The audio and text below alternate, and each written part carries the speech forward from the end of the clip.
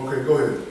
And whereas thou sawest iron mixed with miry clay, Yes, sir. they shall mingle themselves with the seed of men, Mm-hmm. but they shall not cleave one to another, Mm-hmm. even as iron is not mixed with clay.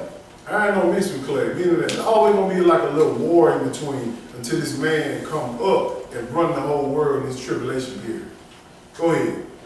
And in the days of these kings shall the God of heaven set up a kingdom, which shall never be destroyed, and the kingdom shall not be left to another people, but it shall break in pieces and consume all these kingdoms, and it shall stand forever. What is that? When Jesus come back, this is how long these Gentiles gonna be in rulership. Stop thinking that you can march somewhere. Stop thinking that you're gonna get some type of equality because you black. You ain't gonna get it. You never will. For Marcus Garvey, Martin Luther King, Medgar Evers, Malcolm X, what all of them have in common? They died by the hands of the Gentiles. Understand that. Jesus is the only one that's gonna deliver us out of this situation. But you got your head so stuck, well, I ain't say it. Got your head just all into these Gentile things, they gonna help you. They're not gonna help you. They're gonna control you as we see today. Go ahead, brother. 45. For as much as thou sawest that the stone was cut out of the mountain without hands, and that it break in pieces the iron. When he said the stone that he cut out of the mountain without hands, that's talking about Jesus. Absolutely. Jesus, he was the one that came. And he said he coming back to destroy all these kingdoms. Every last one of them. Go ahead. The clay, the silver, and the gold, the great God has made known to the king what shall come to pass hereafter. Yes, sir. And the dream is certain, and the interpretation thereof sure. Now, it's sure with y'all, right? Y'all understand this. Well, you get a little, as long as you keep studying, it'll come to you. Those kingdoms are the statue that he gave Daniel, he broke it down in different kingdoms. But you got to spend some time in his word, man. And more, man. You got to spend some time in it. Go ahead, brother. Then the king Nebuchadnezzar fell upon his face and worshipped Daniel, and commanded that they should offer an oblation and sweet odors unto him. Believe me, when you start telling these Gentiles this, they going to listen. Nebuchadnezzar, one thing about white folks I know, if you speaking the truth, they'll listen. But you better keep your eye on them. Don't speak it too hard. Don't tell them too hard. Just tell them a little bit and let them find their way. You got to be careful how you display this truth, because ultimately, sometimes we can be too abrasive. Want to tell them so much how they going to hell, this is what you want. Just tell them and leave it there. But when Daniel told Nebuchadnezzar the interpretation of his dream, he appreciated that. He made him second under him. He ran the whole, he was under Nebuchadnezzar. Go ahead, bro. The king answered unto Daniel and said, of a truth it is, that your God is a God of gods, Yes, and a sir. Lord of kings, and a revealer of secret, seeing thou couldst reveal this secret. You see what he said? Daniel, your God, the God of Israel, is a God who revealeth secrets. I'm revealing a secret right now. If you didn't know this, it was a secret. So you got to know this. It's going to take some time. But keep standing around here. Let's keep moving. We're going to stop there. Y'all can go all the way to 49, but I got to keep going because we're going to be here for a while. Let's go to Romans chapter 11 and verse 7. Let me show you another clue that the Gentiles are still running it. And also let you know that you're not a Gentile. Romans chapter 11, verse 7. The title of the message was and is, Follow Not the Ways of the Gentiles. But what if you don't know who they are? It's just like a woman out there seeking her husband, never did no type of research on the man, and she married him because he good in bed. And just don't know you can brought that man in your household. He could be a child molester. He could be a rapist. He could be anything. But you got to investigate that man. You got to investigate me. Just don't take nobody at face value. Ooh, they look so good. Ooh, man, I know they good. Look at them. And that's what they're doing with these Gentiles. And they killing them.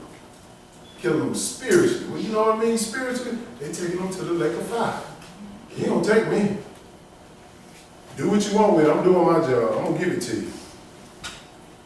Romans chapter 11 and verse 7. Let me show you some of the characteristics of these Gentiles. Go ahead, bro. Verse 7. What then? Israel has not obtained that which he seeketh after. Go ahead. But the election has obtained it, and the rest were blind. He's telling you, Israel looking for this. They looking to obtain this. They not going to obtain it. It's going to be given to somebody else. They're going to be always above us until Christ comes back. Always. Go ahead. According as it is written, God has given them the spirit of slumber. Yes, sir. Eyes that they should not see, and ears that they should not hear, unto this day. See, they get slumber, meaning that why we can't have all the money? Why our face can't be on the money? I know y'all saying they put it on here, they tell them to believe me. Before that started coming in circulation, they probably get rid of currency. And they already trying to get rid of it, as we speak right now, with the European dollar, European money. But that's another lesson. But he's saying right here, he said, look, the spirit of slumber, meaning that every time you see a person get away with something, and you looking at this man walking with his hands up, he ain't did nothing nobody, but they shoot and kill him. That make me slumber, man. When they kill our people in these streets. But God put that on us because we did not obey the laws. Still today. Go ahead, brother. And David said, let their table be made a snare, and a trap, and a stumbling block, and a recompense unto them. See that table, he's still talking about metaphor. The table that you set for your family, your household, let it be a snare. Let Christmas be a snare. Let Thanksgiving be a snare. Let it all be a snare. You see all this, when these people get together, it's always some type of killing. It's always something going down. It's always somebody, especially amongst us. We get together, some alcohol involved, all hell gonna break out. This is what we do. God said, let their table be a snare. Whatever they put on their table to celebrate beside me, it's gonna be a stumbling block. It's gonna make you trip. It's gonna cause you to fall. It's gonna make you lower and lower in this world because you're not following the laws of God. Why do you think you can't get the job you want? Why do you think you can't get the money you want? Because you follow these Gentile ways. You doing what you want to do. Believe me, if you follow him, he'll open that door for you. I can testify that for me. Go ahead, brother. Verse 10. Let their eyes be darkened, that they may not see, and bow down their back always. Ain't we bowing down our backs always? Please, Mr. Charles, give me a job. Begging and pleading. Give us some food stamps, some Section 8 housing. Please. I seen that when they were late with these people food stamps, these jokers went crazy. Us, Israel, our backs always bent down. We always asking for something. Why? Because we are not following these laws, and God is trying to show you a better way. Don't get me wrong now, I'm not downrating anybody that get government assistance. I ain't not saying that. I'm talking about the ones that can do better. But this is what he's talking about right here. Your eyes are darkened. You looking for somebody else for help, not looking for this book for help. You always want these Gentiles to help you, because what? They got all the money. And they're going to continue to have it all. But God said, if you obey me, I'll make you at peace with your enemy. Your enemies will take care of you. Just like he did Daniel and Nebuchadnezzar. Daniel was in the lion's den. About to get ate up because they told some lies on him. But he prevailed. Don't worry about if the weapon formed up against you. He didn't say the weapon was going to form up against you. He said it wouldn't prosper. It looked like you're going down, but God got a ram in the bush. Come on. Waiting on you. Come on. You know what I mean? Ram in the bush, some help. He just want to see if you're going to, he just want to see if you're going to turn your back on him when you get your back against the wall. That's what we want to see. But go ahead. We're dealing with the Gentiles. Verse 11. I say then, have they stumbled that they should fall? Yes, sir. God forbid. But rather through that fall, salvation is come unto the Gentiles, for to provoke them to jealousy. You see what they said? Because of our fall, because we broke God's law, went against him, the Gentiles of the white people got salvation. They weren't supposed to get it at all. You provoke God to jealousy when you break these laws. He said, because, he said right here, he said, but rather through their fall, salvation has come to the Gentiles. It come to the white folks. They weren't supposed to get it. God was going to get rid of them. And he said he used them to provoke us to jealousy. They got all the money. They got a nice car, nice houses. And guess what? People that got less education come on the job, and you have to train them and take your job. See it all the day, all the time. Why do you think that? Because of this book. Go ahead, brother. Listen to this right here. Now if the fall of them be the riches of the world, and the diminishing of them the riches of the Gentiles, how much more their fullness? So how are you Gentile? Gentile rich, ain't it? That's what that just said, right? Read that again. Now if the fall of them be the riches of the world, and the diminishing of them the riches of the Gentiles, how much more their fullness? So we fail about looking at the Gentiles and their riches. Wanted to be like them. That's how we fail. They having so much good time. What Israel told Samuel? Make us a king. We want a king like who? The other nations, Gentile. He said, but the Father is your king. They want a king just like the other nations. Just like right now. Oh, Barack Obama's our king. He's going to set us free. Look at him now. We in the worst shape we ever been in. Because they're looking at these riches instead of looking at this book and following the salvation rule. Stop looking at the riches. The riches will take you down. It will. Go ahead, brother. 13.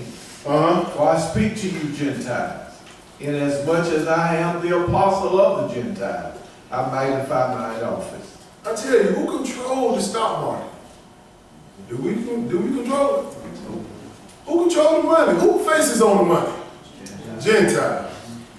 Who wrote the laws? Who wrote the United States Constitution? Gentiles. Who got all the riches? Gentiles.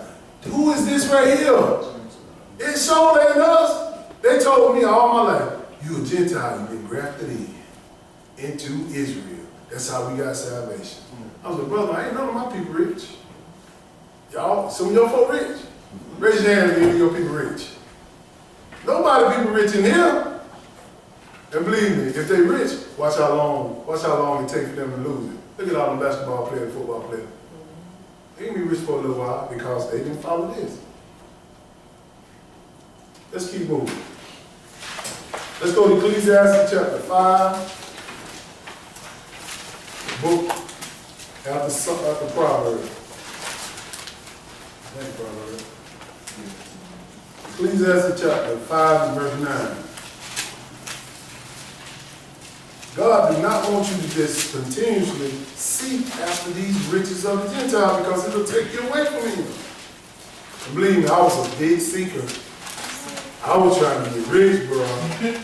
I was trying to get this stuff. I was like, man, I'm going to live like them cats. I'm going to have me businesses rolling all over here. I'm going to have me money in my pocket. I mean, I'm going to have it all. But my focus was on money.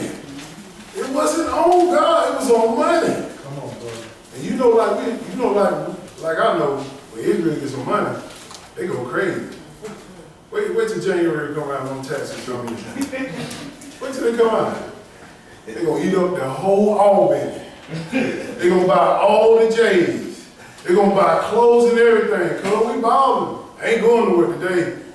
You think them little $5,000 going to float you the whole year? Come on, brother. They do this all the time. I know because I did.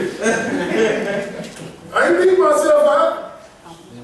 This is what we doing. We follow the ways of the Gentiles. We trying to get them riches, and they're going to lead us far away from God. Verse 9, brother.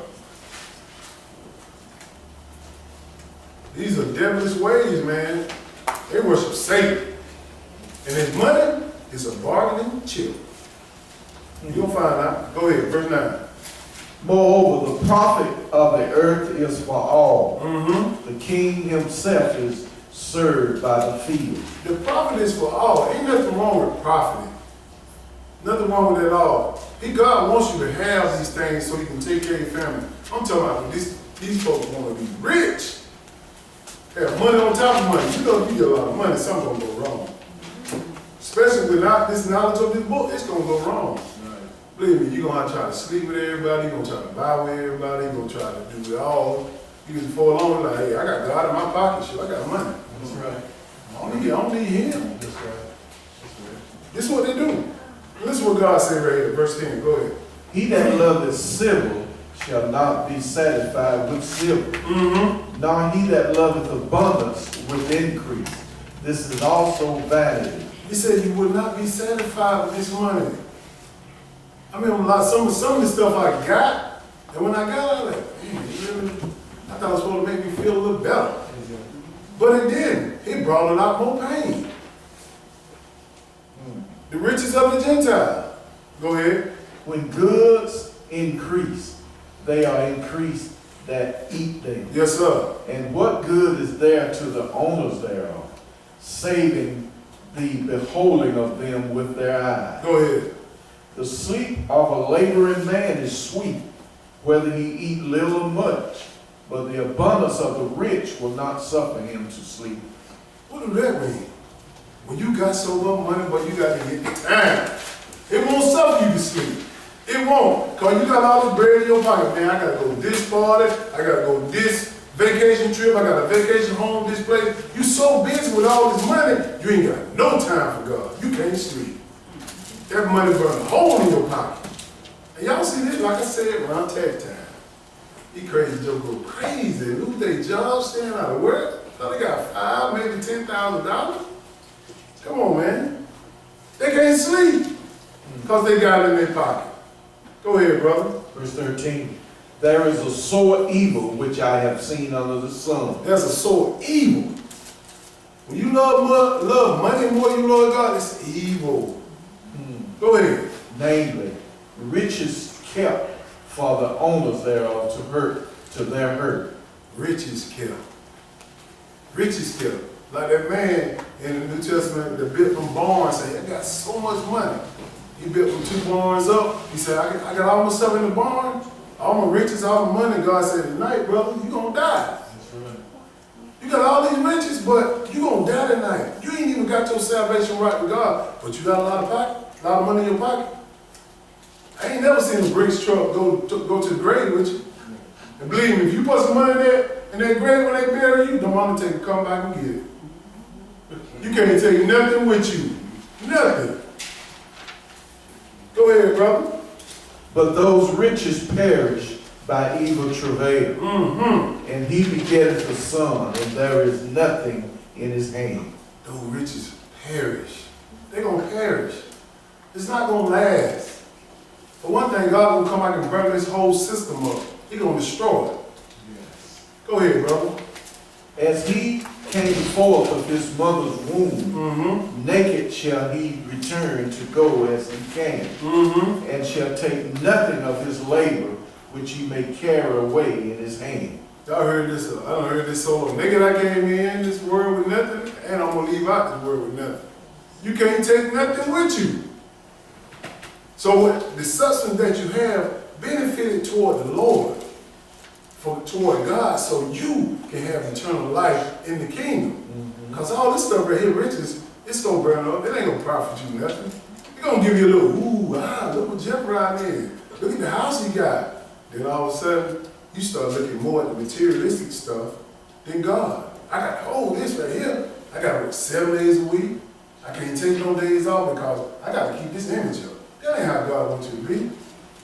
He wants you to be content. As long as you got a place over your head, as long as you got some food, as long as you got all this stuff that meets your needs, not your wants, because He's trying to prepare us to be what? A God. Not to be rich upon this earth. This is what the Gentiles seek after. Go ahead, brother. 16. And this also is a sore evil, that in all points as he came, so shall he go. And what profit has he that has labored for the wind? He said, this is so evil. Evil. You labor for the wind. Because a lot of people get all this money and the wind blows it away. You ever hear they say he blew $100 million? He blew a lottery ticket that got him $1 million. He blew it next year. All these lottery winners, they broke next 5 or 6 years because they were living that lifestyle of the Gentiles, pretty much. They set the lottery up. We didn't. We finished with that? Go ahead. And his days also he eateth in darkness, and he has much sorrow and wrath with his sickness. There's much sorrow around. Because we know when money comes what? More problems. Y'all heard what Biggie said. Oh, I like you got this word. More money, more problems. That's a true statement right there, brother. More money, more problems. If you ain't got no money, they ain't gonna ask you for too much. But if you got money, they gonna keep hounding you. Just be content. Let's go to Matthew chapter 6 and verse 24. Stop following the ways of the Gentiles. That is death. You can't serve God with money.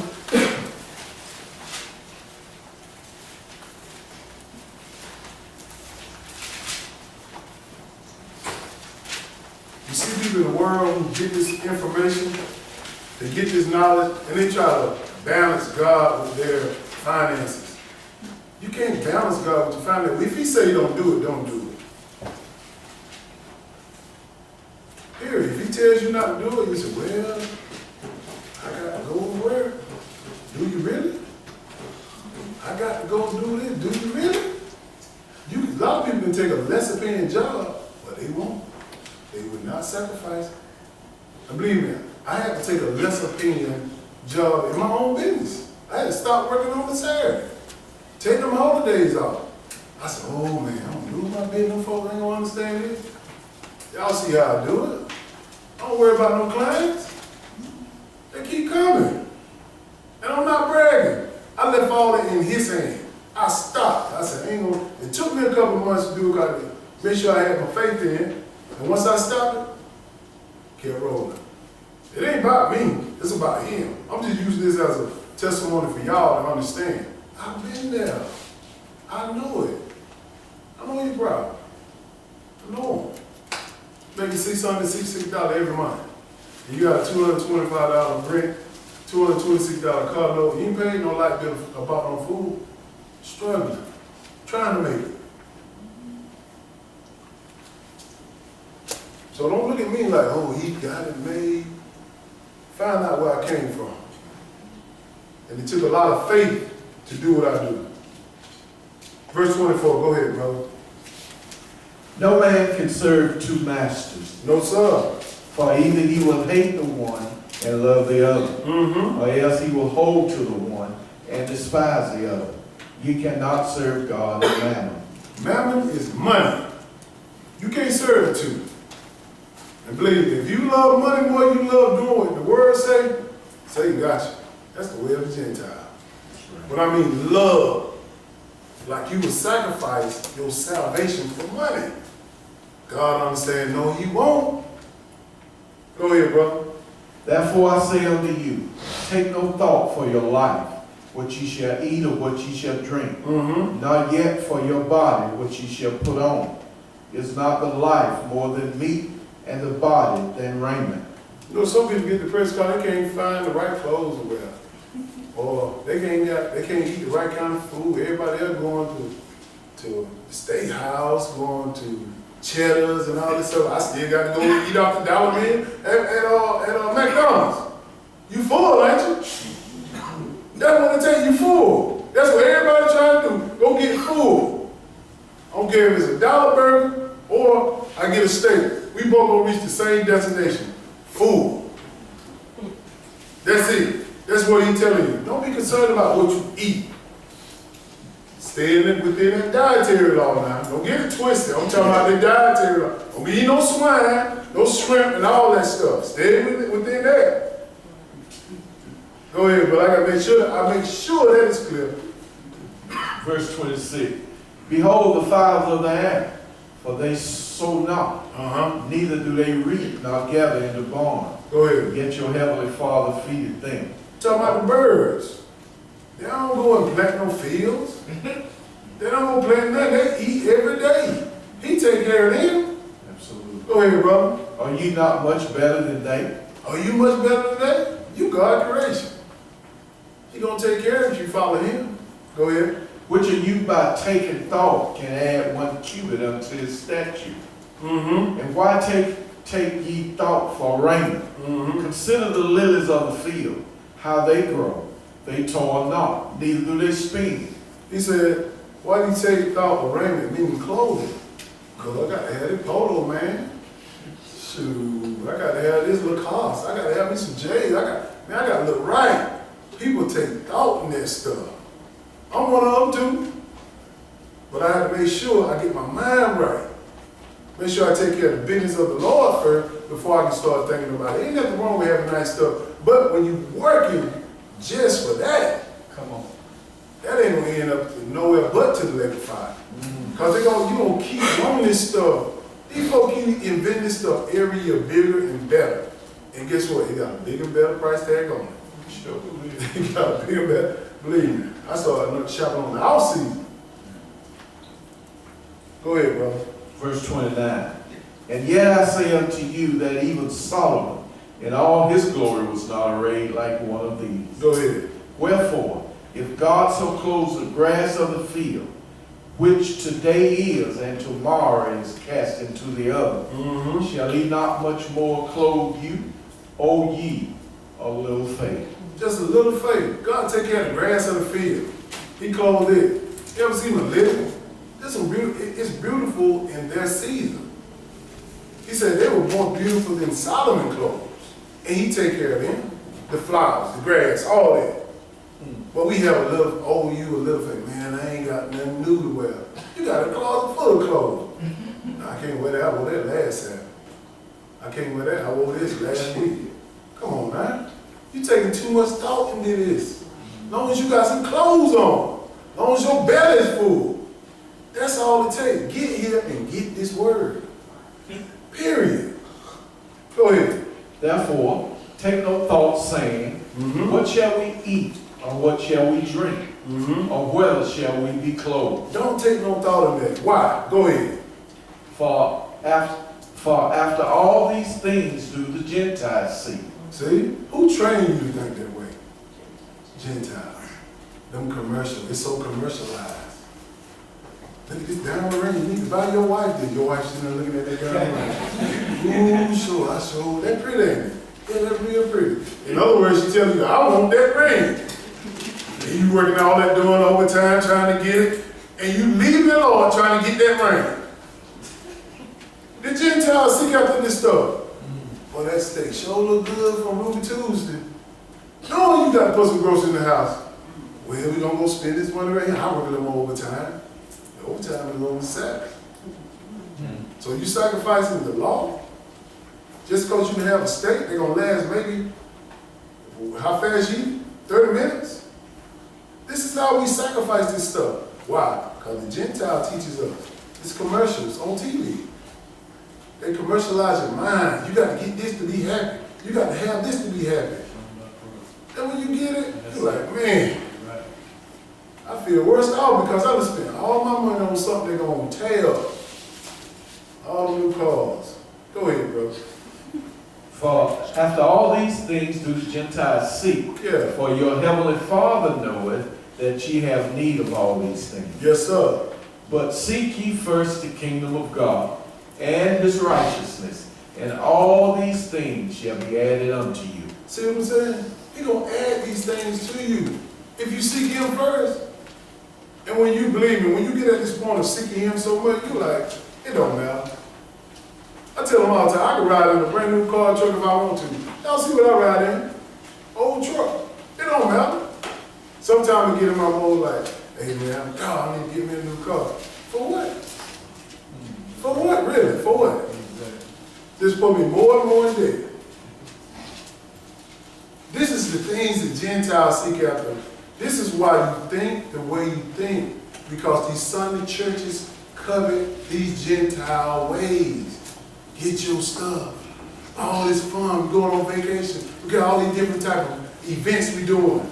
Because what? The Gentiles told us this. They don't do trick or treat. They do what? Trick or trunk. Instead of the kids going to the house, they got people inside the parking lot got their trunks up with candy.